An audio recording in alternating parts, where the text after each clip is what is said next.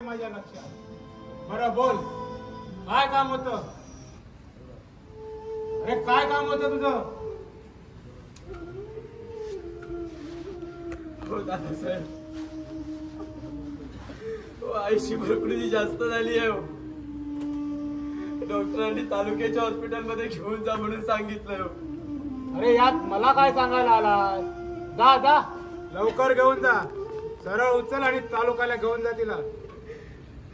ते खरं आहे दादासाहेब, पण यावेळी माझ्याजवळ पैसे नाही। तेव्हा काय? हे बघ, मी तारणाशिवाय कोणाला 1 रुपया देखील देत नाही। शिवाय तुझ्याकडे आता तसं काही शिल्लक नाही। दादासाहेब, मी या गावातीलच आहे ना दादासाहेब, माझ्यावर विश्वास ठेवा आणि आज मला पैसे द्या। फार उपकार होतील माझ्यावर दादासाहेब, फार उपकार होतील। प्रमोद, अरे प्रत्येकावर विश्वास ठेवून जर मी असा व्यवहार करू लागलो ना, तर उद्या अविश्वासाने मान कापून हातात भिकेची झोळी घ्यावी लागेल मला, तेव्हा पैसे काही मिळणार नाहीत। दादासाहेब, माझा असा अंत पाहू नका हो दादासाहेब। हो, माझ्या आईच्या जीवन मरणाचा प्रश्न आहे हा। अरे त्याला मी काय करू? आज जर तिच्यावर योग्य उपचार झाले नाहीत ना,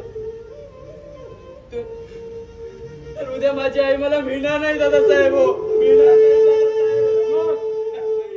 मी तरी काय करू? तू दुसरा कोणीतरी सावकार पहा।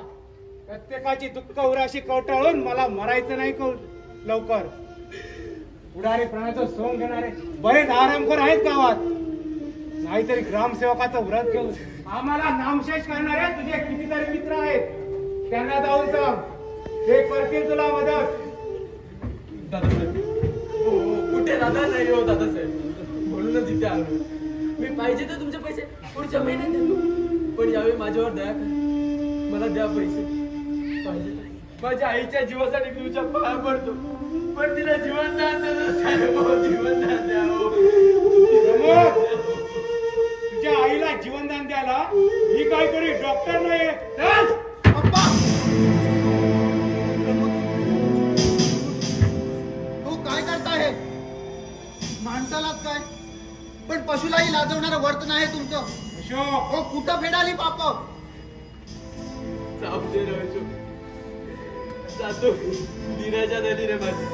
थांब प्रमोद, थांब। पप्पा, त्याला नाही, निदान मला तरी पैसे द्या, मी 2 दिवसांनी परत करतो। कुठून कुठून परत करणार? आभाळातून का पडणार आहे? अशोक, यावेळी तुला देखील 1 पैसा मिळणार नाही। पप्पा हो, विचार करा, माणुसकीला असे बारके होऊ नका हो। त्याची आई खरंच आजारी आहे हो, द्या त्याला पैसे।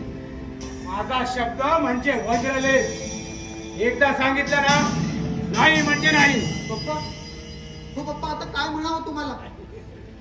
पप्पा हो, त्याच्या आईच्या जागी जर तुमची आई असती आणि वेळ तुमच्यावर आली असती तर काय केलं असतं तुम्ही? तशीच तडपडून मारली असती तिला।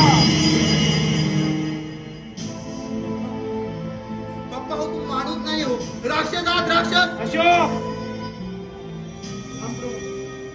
आलोच मी।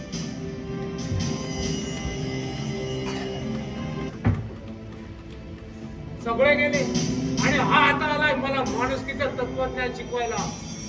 स्वतःचं पोट भरण्याची अक्कल नाही आणि निघाले गावातल्या गरिबांवर उपकार करायला।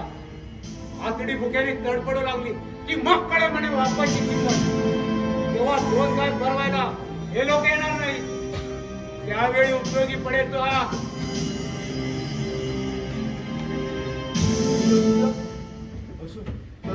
अशोक, मंगळसूत्र घेऊन कुठे निघाला? त्याच्याशी तुम्हाला काय करायचं आहे? अशोक, मंगळसूत्र गहाण ठेवून आज प्रमोदला पैसे देणार आहे मी। अशोक, कुणासमोर बोलतोयस तू? तुमच्या समोर, माणुसकीला मुकलेल्या एका स्वार्थी सावकारासमोर। अशोक, उपाट्याने ते मंगळसूत्र इकडे दे आणि वाटेल तिथे जा। मंगळसूत्र माझ्या बायकोचं आहे, आता ती गेली या जगात। अहो, तुम्हीच तर मारली तिला। अशोक, आता काय उपयोग आहे हे मंगळसूत्र घेऊन? निदान या मंगळसूत्राने प्रमोदच्या आईचे प्राण तरी वाचतील। म्हणजे आता या मंगळसूत्रावर तू पैसे काढणार? होय, काढणार। काहीतरी हे मंगळसूत्र घातकी ठरलंय माझ्या आशाला. माझ्या नावानं तिनं आपल्या गळ्यात बांधलं, पण बिचारी स्वतःचा प्राण गमावून बसली. माझ्या नावानं कपाळी सौभाग्य तिलक लावलं, पण दुर्भाग्य पदरी बांधून इहलोकीची यात्रा संपवावी लागली तिला. पप्पा, तुम्ही माणुसकी सोडली तरी मी सोडणार नाही. चल प्रमोद. विचार होईल रे. अरे विचार करण्याची वेळ आता संपली आहे प्रमोद. वेळ घालून उपयोग नाही. तू आईला घेऊन ये स्टँडवर, तोपर्यंत मी आलोच पैसे घेऊन. चल. अशोक, घराबाहेर पडण्यापूर्वी आपल्या मनाशी अजून एक विचार कर. विचार तुम्ही केव्हाच केलाय. चल प्रमोद. अशोक,